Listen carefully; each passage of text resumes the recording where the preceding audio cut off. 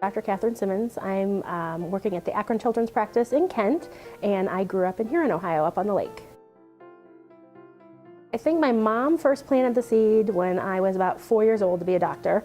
I had two nurses in my family, my mom's sister and my dad's mom, and I was going to be a nurse. And she said, because I was so bossy, which many 4-year-olds are, that I should be the doctor because I wouldn't want to take orders. I think it would definitely involve children, for sure. I don't know if it would be teaching like in elementary school, some kind of daycare, some kind of outreach. Definitely would involve children. Life is boring if you're not working with kids, I think. My family consists of a lot of extended family around the country. I have my mom and my dad and my brother who still live in Huron. My brother's older than me. And then my younger sister lives in the same town as me now, and she has a daughter who is in kindergarten, Miss Izzy. So our life is never boring.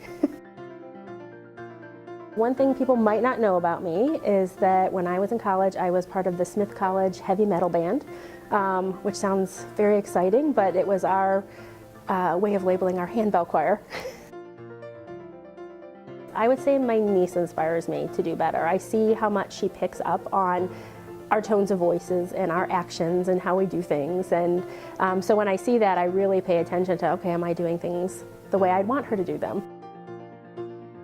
One thing I'd really make as a rule for families is you need to find time during the week to sit down at the table or at the coffee table, on the sofa, on the floor, wherever, and have a meal together.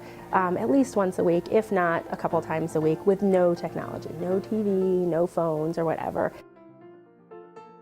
You never know what you're going to get when you walk in that room. You don't know if you're going to get a smile, if you're going to get cries, or whatever you're going to have. You never know what comment they're going to make. And no matter what kind of day I'm having, as soon as I step in the room with the kids, I feel like I try to be present in that moment and really enjoy them. I learned that from the pediatrician I shadowed in high school, and I really try to carry that through.